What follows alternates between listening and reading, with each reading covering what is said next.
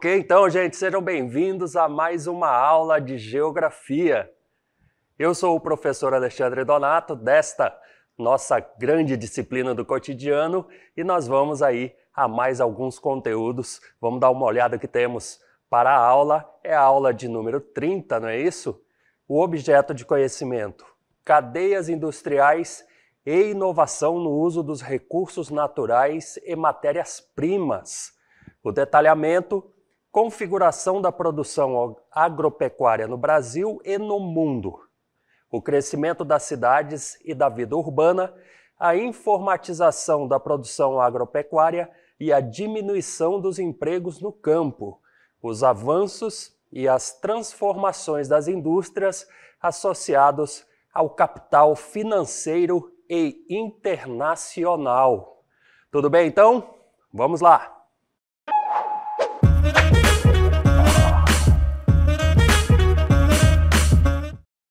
E é isso então, gente. Vamos começar aqui dando uma olhada nessa fotografia sensacional de Los Angeles, né? Observem aí toda essa estrutura feita, pronta na urbanidade dessa cidade. O que nós sempre dizemos na geografia? A construção do espaço é capitalista. A isso equivale dizer que para ter toda essa estrutura nessa cidade, muito provavelmente a gente tenha um desenvolvimento econômico e um fomento de atividades econômicas que permitam ou que, por consequência, tenham que ter toda essa estrutura, não é isso? Então a gente vai falar um pouco sobre a questão da economia global e o mundo predominantemente urbano, tá bom? Então a gente sabe que algumas das principais maneiras pelas quais esses dois fenômenos estão interligados têm a ver exatamente com fomento econômico e infraestrutura urbana, conforme a gente vai falar agora, tá bom? Então, o crescimento das cidades está intimamente ligado a esse relacionamento, assim como o desenvolvimento de centros urbanos industriais, e aí nós temos aí, sabemos o porquê, que a indústria é uma atividade que está ligada principalmente ao cenário, ao ambiente urbano, né? Uma vez que ela precisa aí de muita infraestrutura à mão, próximo, para que ela funcione satisfatoriamente. Então, nós temos a transformação de ambientes urbanos. É só eu dizer para você que se você vier em Manaus, nós temos aspectos urbanos diferentes do que tem Itacoatiara, do que tem Manacapuru ou do que tem Iranduba. Mas é só uma grande indústria chegar num desses lugares, vamos falar aqui de Iranduba, que está mais próximo, e aí tudo aquilo ali que nós conhecemos como urbano em Iranduba provavelmente se transforme. Da mesma forma, nós temos uma série de criação de empregos no meio urbano, não é isso? Então a indústria chega, obviamente, são criadas novas estruturas e aí são criados novos empregos, não somente na indústria, mas para todos os demais serviços que são criados ao redor ali, não é isso? Também transformação social e cultural. Essas transformações sociais, elas podem ser positivas por um determinado ângulo de análise, uma vez que nós temos a criação de empregos, nós temos reforço lá na economia local, né? Gira mais dinheiro ali, a dinâmica muda, mas por outro lado nós temos violência, nós temos uma série de outras situações que acompanham, infelizmente, esse desenvolvimento econômico. Na verdade, dizer que acompanha desenvolvimento pode parecer um tanto contraditório, mas onde está o capital, nós também temos uma série de outras questões que são arrastadas por conta dessa presença. Culturalmente também nós vemos que muda a cabeça das pessoas. Eu estou colocando numa linguagem bem coloquial para que a gente entenda que a influência que a indústria traz muda realmente a forma como as pessoas se relacionam no seu espaço e no seu cotidiano, tá bom?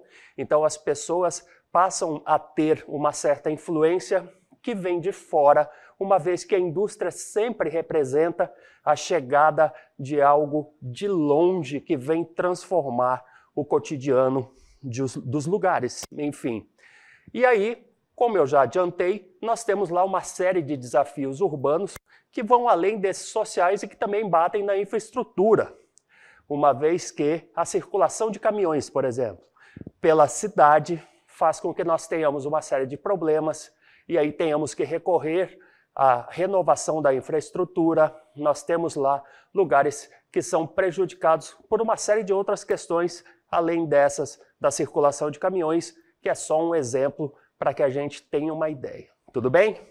Vamos dar uma olhada a outros dados sobre essa questão da economia global e o mundo predominantemente urbano. E aí a gente vai dar uma olhada aqui, dividido em diferentes continentes, como que se distribui a população no mundo. Então, como nós sempre lembramos, essa referência que eu utilizo aqui, que é o Worldometer, ele separa a América Latina e Caribe da América do Norte, mas tenham em mente que isso aqui é uma única população do continente americano, né? E aí, ademais, a gente vê que a grande população do mundo, grande parte da população do mundo, na verdade, mais da metade da população do mundo, está concentrada na Ásia, não é isso? 52,6% de toda a população urbana está concentrada na Ásia, enquanto 59,1% de toda a população do mundo também está concentrada naquele continente. Depois a gente vai baixando um pouco, observem aqui que no caso da África, nós temos 18,2% da população mundial no continente, mas 44,7% em situação urbana, vivendo nas cidades, não é isso? Na Europa, nós temos somente 9,2% da população mundial no continente todo, mas observa o quanto que nós subimos esse índice percentual para a população urbana. Então, 75,7%. Isso quer dizer que a Europa é bastante industrializada, uma vez que nós estamos aqui tratando sobre essa relação da economia global, da industrialização e do mundo predominantemente urbano.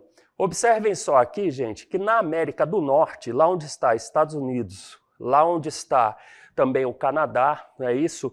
Nós temos 82,2% da população urbana e somente 4,7% da população mundial. E aqui, quando baixamos ali dos Estados Unidos, América Latina e Caribe, 84% da população é urbana, e aí aumenta um pouco a população, o índice percentual mundial, 8,3%. E lá na Oceania, que nós temos de todos os continentes a menor das populações, é óbvio, nós não estamos considerando aqui a Antártida, né, cuja população é de cientistas, e ela é uma população que não é permanente, ali ela é temporária, não é isso? O pessoal vai e passa fases ali, passa temporadas de pesquisa, mas enfim, a Oceania tem 0,6% da população mundial, mas vejam só, a maior parte de sua população, 66%, mora em regiões das cidades, né, nas áreas urbanas. Tudo bem? Então isso aí para a gente ter uma ideia de que a indústria, na sua imensa maioria, no seu maior volume de atividades, está concentrado nas cidades por seus interesses, que não dizem respeito somente à infraestrutura para o seu funcionamento, mas também à disponibilidade de mão de obra, né? Então é preferível que a indústria se instale nas cidades, porque daí ela tem uma série de benefícios, não precisa ir muito longe ali de suas cercanias para que tenha o que precisa para funcionar.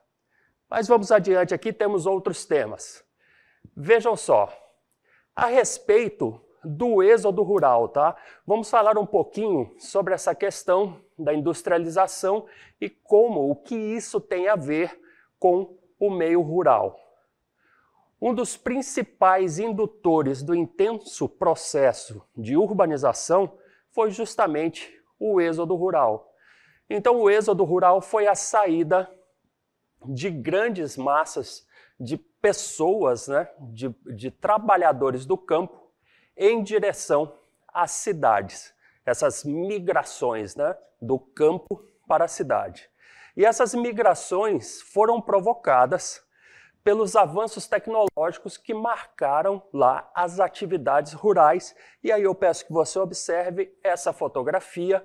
É uma colheitadeira que está fazendo ali o serviço ou trabalho que era de centenas de homens.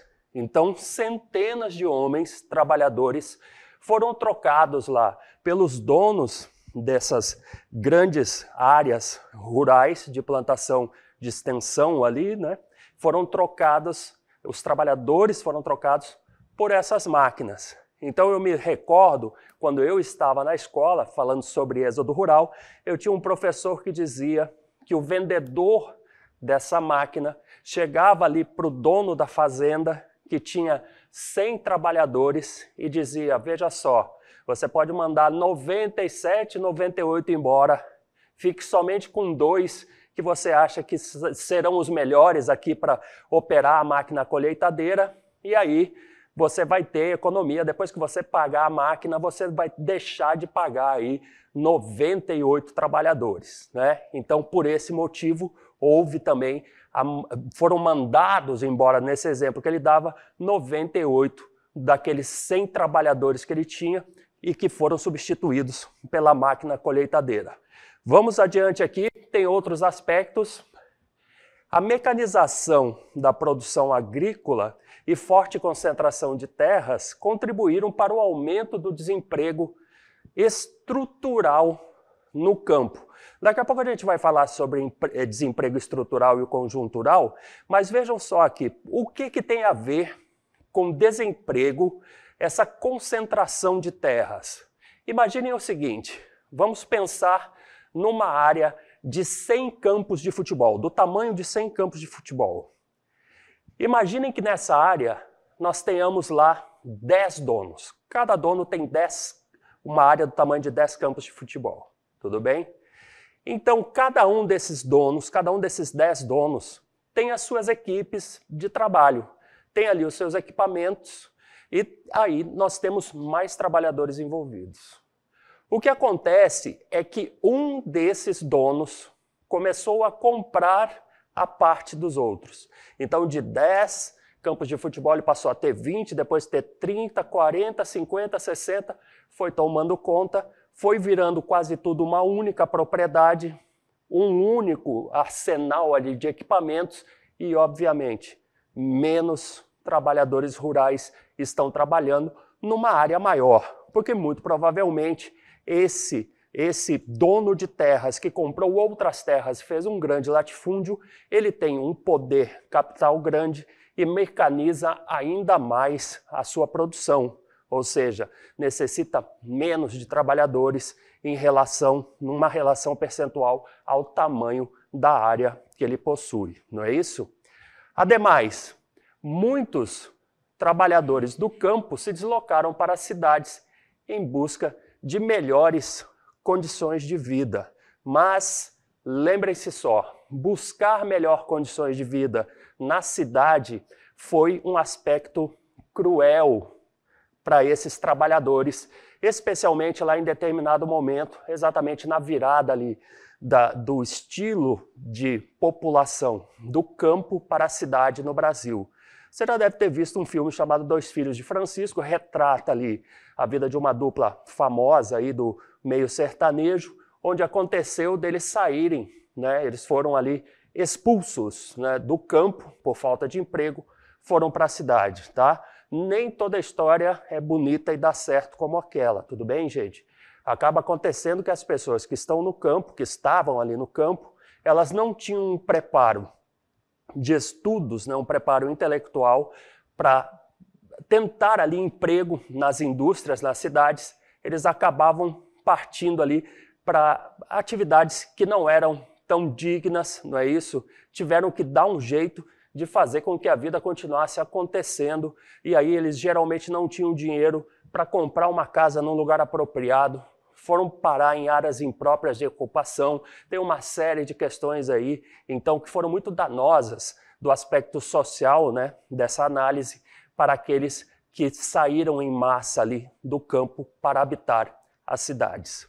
Vamos a mais detalhes aqui, agora vamos falar um pouquinho, para vocês terem uma ideia, sobre o volume de pessoas que habita as cidades no Brasil. E aí a gente consegue observar que o IBGE nos disse lá do último censo em 2022 que 61% da população brasileira, 61% de toda a população que mora no Brasil, vou colocar aqui de uma outra forma, 61 a cada 100 pessoas que mora no Brasil vive nas cidades, tá? IBGE, Instituto Brasileiro de Geografia e Estatística, e aí, através do censo, não é isso? Nós chegamos aí a esses números por essa instituição lá em 2022. Com isso, nós temos um quadro de desenvolvimento de grandes centros metropolitanos, né, as grandes metrópoles. É o caso ali de São Paulo, do Rio de Janeiro, nós temos também Brasília, Fortaleza e Salvador.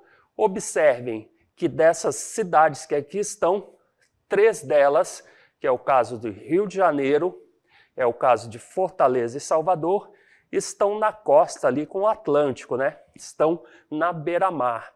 Então a gente sabe que historicamente, aí por conta da necessidade das grandes navegações, nós temos um histórico de ajuntamento populacional nas áreas costeiras no Brasil, por onde chegaram aí os descobridores, né, do nosso país. Também nós temos grandes metrópoles, grandes cidades que estão ainda aí localizados à costa do Atlântico. Ainda sobre a urbanização no Brasil, vamos dar uma olhada aqui numa tabela com as 10 maiores populações que nós temos em nosso território nacional. E aí, gente, observem aqui o poder disparado de concentração de pessoas, de população, em São Paulo, né? Aqui são mais de 11 milhões de habitantes. Imaginem, eu conheço esse lugar e vou dizer para vocês, já tive a oportunidade de subir em edifícios altos e observar um mar de prédios imensos. É uma grande concentração populacional, sem sobra de dúvida, uma grande densidade demográfica, enfim, é o maior de todos os expoentes urbanos que nós temos no Brasil e é destaque também no mundo todo, não somente no Brasil. São Paulo é considerada uma cidade muito grande, uma metrópole muito importante em qualquer lugar do mundo. Depois nós temos, aqui em aglomerado urbano, o Rio de Janeiro. O Rio de Janeiro, ele traz aspectos também bastante significativos no meio cultural, não é isso? Então o Rio de Janeiro, ele também é uma influência internacional, mas também muito por conta de carnaval, de praias e do jeito ali, né, da sociabilidade, da sociedade do Rio de Janeiro, de todo aquele glamour. O Rio de Janeiro também já foi capital do Brasil, não é isso? Algumas pessoas, inclusive, dizem que socialmente o Rio de Janeiro nunca deixou de ser a capital. E aí, somente em terceiro lugar, aparece a capital do Brasil, Brasília, ali no Distrito Federal. Então, observem aqui, de 11 milhões, a segunda maior população chega a 6 milhões e depois baixa para 2.817.068 habitantes, dados do censo do IBGE de 2022. E aí a gente vem para Fortaleza, baixando de 2.400.000, Salvador na faixa dos 2.400.000, aí Belo Horizonte baixa para 2.300.000 habitantes, e aí vejam só aqui, estamos em 7º lugar de todas as capitais do Brasil. Manaus está aí entre as 10 maiores concentrações populacionais, 2.063.000 habitantes, mais 547, não é isso? Aí depois nós temos Curitiba, já baixou para casa de 1.700.000. Aí Recife e Goiânia na faixa aí dos 1.400.000 habitantes. Então observem só, para Manaus estar aqui entre as 10 maiores populações do Brasil, nós temos a clara indicação que nós temos a atividade industrial que atrai essas pessoas para a nossa cidade, né, para a nossa capital. E além disso, gente, a questão da presença da indústria em Manaus faz com que nós tenhamos um interessante quadro demográfico no estado do Amazonas. Uma vez que aqui nós temos mais de 2 milhões de habitantes, a segunda cidade mais populosa do Amazonas tem pouco mais de 100 mil habitantes. Então vejam que a diferença é bastante grande. Então toda essa concentração urbana em Manaus, ela diz respeito, a lei municipal urbana em Manaus, ela diz respeito, claro, à presença da indústria, né, do polo industrial de Manaus. Tudo bem? Então vamos aqui falar um pouco mais, dessa vez, sobre aquelas cidades muito importantes no mundo do ponto de vista da economia. E aí nós temos as famosas cidades globais, né? São os centros financeiros da economia global. Então o que são essas cidades? Quais são suas características? Essas cidades concentram uma ampla rede de infraestruturas e serviços, mercado consumidor e mão de obra qualificada.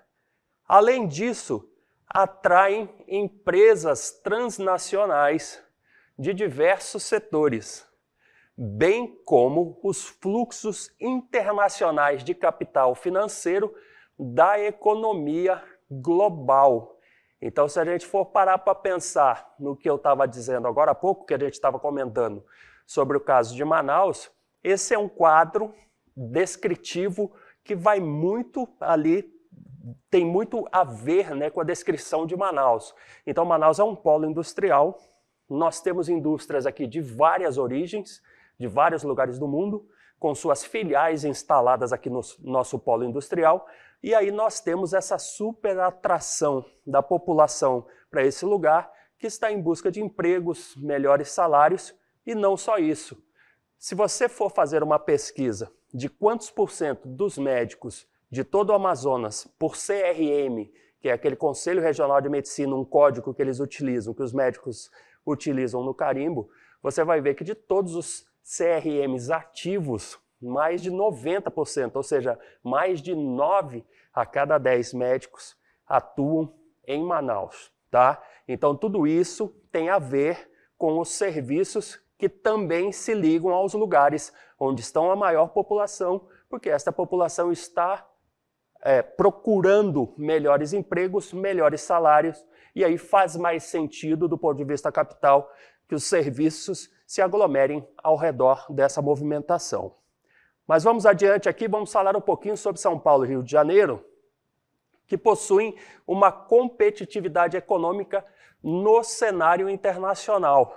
A gente estava comentando que São Paulo, sem sombra de dúvida, tem uma industrialização que é destaque mundial, além de, lógico, a sua cultura, mas que esse aspecto cultural do Rio de Janeiro também pesa bastante para incluir essa cidade nesse circuito global, né?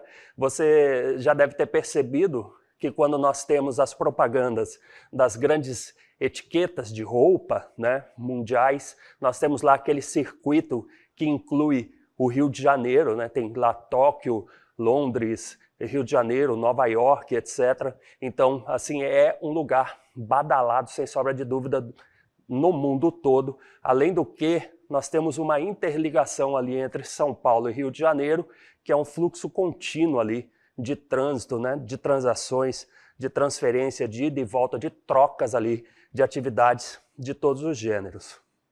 Vamos passar aqui a falar um pouquinho sobre a modernização das infraestruturas urbanas, e aí especialmente em transporte e comunicações, e também a ampliação de oferta de comércio e de serviço também são aí características dessas cidades que se destacam aí no meio industrial, no meio comercial, enfim, nessas cidades onde nós temos grandes atividades no setor secundário e terciário. Mas vejam só, nem tudo são flores nessa questão, tá? Nós também, não é porque essa economia global tenha se consagrado que nós temos uma plena e satisfatória situação no que diz respeito a emprego. Então nós vamos ver aqui que a economia global também tem a ver com o aumento do desemprego. Mas vamos observar por que detalhes. Atualmente, as atividades que são desenvolvidas pelos trabalhadores exigem cada vez mais criatividade e qualificação. Então, nós chegamos num momento onde a economia é muito tocada, muito movida por funções que exigem conhecimento sobre tecnologia. É só você parar para pensar na forma como nós nos relacionamos com o cotidiano, especialmente nessas transações, como que nós fazemos compras, né? Como que nós vamos a bancos, quantos serviços já não necessitam mais de que a gente vá presencialmente no banco e, enfim, uma série de questões que levam até importações. Basta lembrar aí dos sites que a gente compra lá as nossas pequenas coisas, né, com algum desconto lá do exterior, porque saem mais barato do que aqui, né? Muitas tarefas exigem das pessoas capacidade de pesquisar e aprender continuamente. Com a aceleração dessa hiperconectividade, da hipercomunicação, nós chegamos num momento onde há também uma hiperdisposição de materiais diversos, ok? E para a evolução dentro da competitividade, especialmente comercial e industrial, há necessidade, sem discussão nenhuma, que não resta dúvida, de que o profissional se aperfeiçoe sem parar, tá? Inclusive, nós aqui, nessa relação professores e aluno, os professores têm que todos os dias estarem se atualizando e aí tomando também conhecimento das novas tecnologias que incrementem esse processo de ensino e aprendizagem. Nós temos outros detalhes aqui. As atividades repetitivas, né, que exigem pequena ou nenhuma qualificação do trabalhador, estão sendo substituídas por máquinas ou robôs.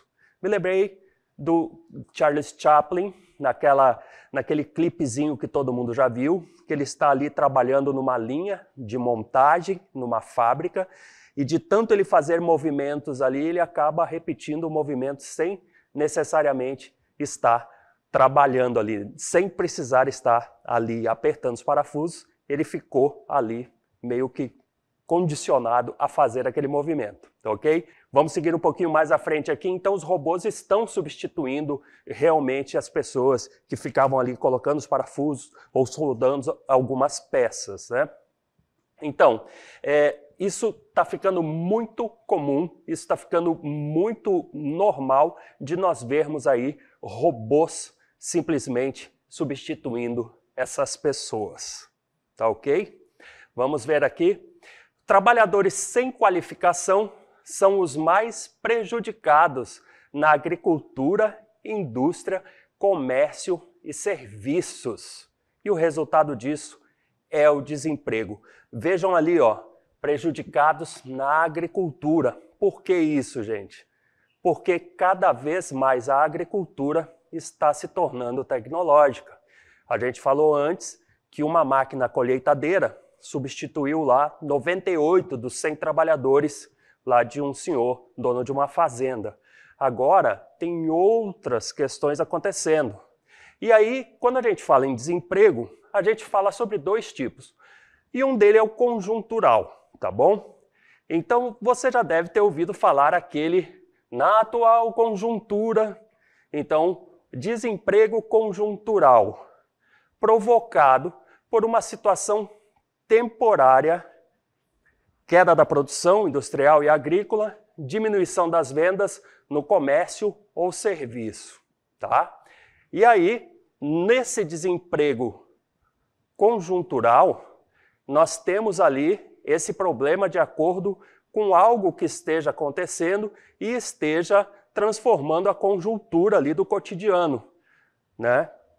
A gente vai ver ainda que os postos de trabalho perdidos durante esse período, que teve lá um problema conjuntural, eles podem voltar num quadro onde essa conjuntura que estava fazendo com que os postos de trabalho se perdessem, voltem, que sejam recuperados. Então nós temos um exemplo claro no período da Covid, né? Então nós estávamos ali vivendo aquela conjuntura da pandemia, nós tivemos vários postos de trabalho que foram eliminados, não é isso? Mas depois voltaram. E isso é diferente do desemprego estrutural, tá? Então, o desemprego estrutural é resultante da modernização das estruturas produtivas e de trabalho, que é o caso da mecanização, automação dos processos de produção e etc. Observe ali o cidadão que está abastecendo o próprio carro. Então, nós temos vários outros exemplos, não é isso? O autoatendimento bancário, onde os próprios consumidores fazem ali parte do trabalho, e uma série de outras questões, são os caixas eletrônicos, são os aplicativos de celular. E esse desemprego estrutural, enquanto essa estrutura somente se aperfeiçoar, vai fazer com que nós tenhamos ainda menos postos de trabalho, tá bom? Eu espero que você tenha gostado da aula. A gente se vê numa próxima.